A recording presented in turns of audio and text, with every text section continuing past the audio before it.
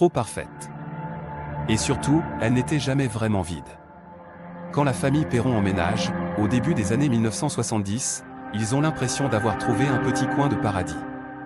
Une grande ferme blanche, isolée, entourée d'arbres, dans une campagne tranquille. Le genre d'endroit où le silence fait du bien. Le premier soir, tout va bien. Le deuxième aussi. Puis, dès la première semaine, des choses commencent à se produire. Des choses qu'on ne peut pas vraiment expliquer. Au départ, ce sont des détails. Presque rien. Des objets changent de place.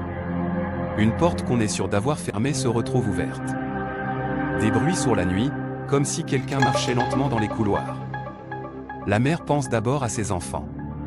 Les enfants accusent le vent. Le père hausse les épaules. Mais très vite, le doute s'installe. Parce que certaines choses ne peuvent pas être attribuées au hasard. Un matin, les filles se réveillent avec des bleus sur les bras. Personne ne sait d'où ils viennent. Une autre nuit, l'une d'elles sent qu'on lui tire les cheveux. Elle se retourne brusquement, il n'y a personne. Et surtout, il y a cette odeur. Une odeur de pourriture, de viande avariée, qui apparaît soudainement dans certaines pièces, puis disparaît sans raison. La maison semble respirer. Avec le temps, les phénomènes deviennent plus violents.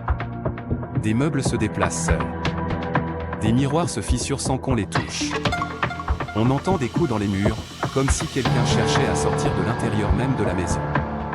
La mère, surtout, commence à changer. Elle se réveille épuisée, même après une nuit complète. Elle devient irritable, puis agressive. Elle affirme sentir une présence qui l'observe en permanence.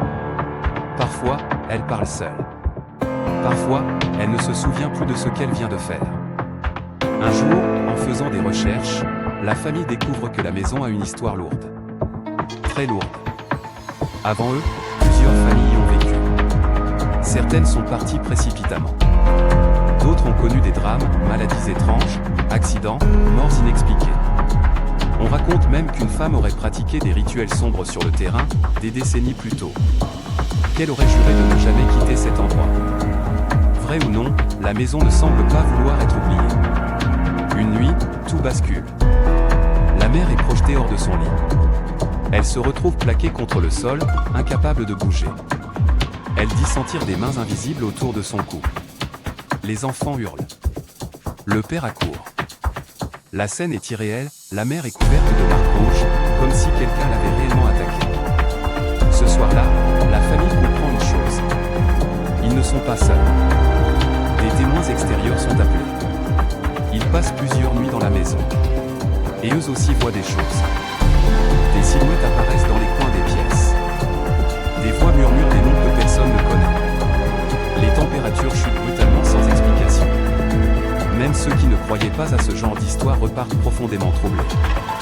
Finalement, la famille quitte les îles. Ils partent sans se retourner. Laissent des affaires derrière eux. Refusent d'y passer une nuit de plus. Mais l'histoire ne s'arrête pas là. Des années plus tard, la maison est toujours debout. Habitée. Vendue. Visitée.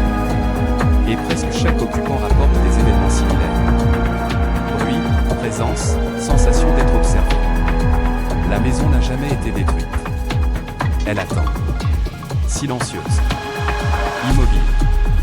Et ceux qui passent devant jurent parfois voir une lumière s'allumer, alors que personne n'est censé être à l'intérieur. Comme si la maison, elle, n'était jamais vraiment seule.